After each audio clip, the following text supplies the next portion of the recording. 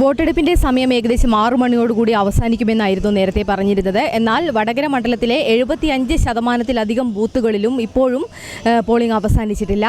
വളരെ സാവധാനത്തിൽ മന്ദഗതിയിലായിരുന്നു മിക്ക സ്ഥലങ്ങളിലും വോട്ടിംഗ് ഉണ്ടായിരുന്നത്. അതിനെതിരെ നേതാക്കൾ ഉൾപ്പെടെയുള്ളവർ പരാതിയുമായി രംഗത്തെത്തിയിരുന്നു.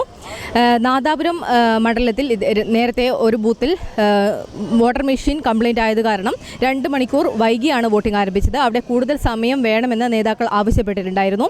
ഒപ്പം തന്നെ പല സ്ഥലങ്ങളിലും ഓപ്പൺ വോട്ടുകൾ ചെയ്യുന്നത് കാരണമാണ് ഈ വോട്ടിംഗ് രീതി അല്ലെങ്കിൽ വോട്ടിംഗ് അല്പം വൈകുന്നത് എന്ന നേരത്തെ ആരോപണം ഉയർന്നിരുന്നു.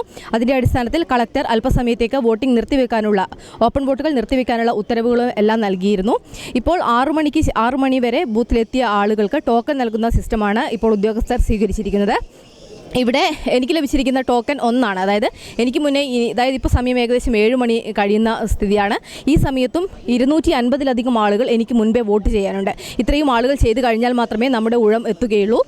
ഏകദേശം 10 മണി 11 മണി സമയം ആകുമ്പോഴേക്കായിരിക്കും വടകര മണ്ഡലത്തിലെ എല്ലാ ബൂത്തുകളിലെയും വോട്ടിംഗ് അവസാനിക്കുക. അതിനിടെ വളയത്ത് വോട്ട് ചെയ്യാൻ പോകുന്നതിനിടയിൽ ഒരു സ്ത്രീ കുഴഞ്ഞു വീണ് മരിക്കുകയുണ്ടായി. ഒപ്പം തന്നെ നാദാപുരത്ത് 2 പോളിംഗ് ഉദ്യോഗസ്ഥരെ മാറ്റുന്ന സാഹചര്യമുണ്ടായിരുന്നു.